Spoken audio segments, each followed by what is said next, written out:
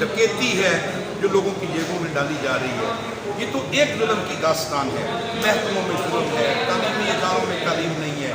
मुझे ये बताइए कि लोग तालीम प्राइवेट स्कूलों से लें, अपनी हिफाजत का इंतजाम लोग खुद करें, लोग अपना इलाज प्राइवेट हॉस्पिटल से करवाएं, लोग अपने गटर जो है वो किराए की ला के बंदा साफ करवाएं। तो ये सारे काम जो लोगों ने खुद करवाने हैं तो हुकूमत को लोग टैक्स देंगे।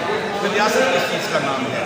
तो रियासत को इस वक्त जुल्म करने का नाम रह गया है। जमात इस्लामी ने तय किया है कि हम अपने लोगों को हुकूमती जुल्म के रहम करम पे नहीं छोड़ सकते।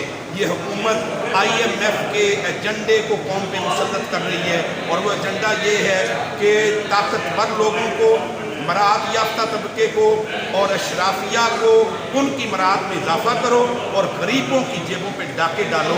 जमात इस्लामी जुल्म को बर्दाश्त नहीं करेगी। 12 जुलाई से इस्लामाबाद डी चौक में धरना होगा। ये धरना अवाम के हकूक़ के लिए है, अवाम की डिमांड्स के लिए है। पहली डिमांड ये है कि बिजली सस्ती करो। दूसरी डिमांड ये है कि मराहत याफ्ता तबके की मराहत ख़त्म करो और बिजली के बिलों में 13 किस्म के ज़ालिमाना टैक्सेस ख़त्म करो। हम बिजली का बिल अदा करेंगे, तुम्हारी अयाशियाँ जो हैं वो उसको जारी रखने के लिए टैक्स ये कौम के ऊपर नहीं है। और मैं ये भी बताना चाहता हूँ कि ये धरना अवाम के लिए है, और मैं पंजाब के अवाम से कहना चाहता हूँ कि अपने अलग अलग दायरों में जुल्म सहने से कहीं ज़्यादा बेहतर है कि आओ मुत्तहिद हूँ, इकट्ठे हूँ, इस्लामाबाद पहुँचें, इस धरने का हिस्सा बने।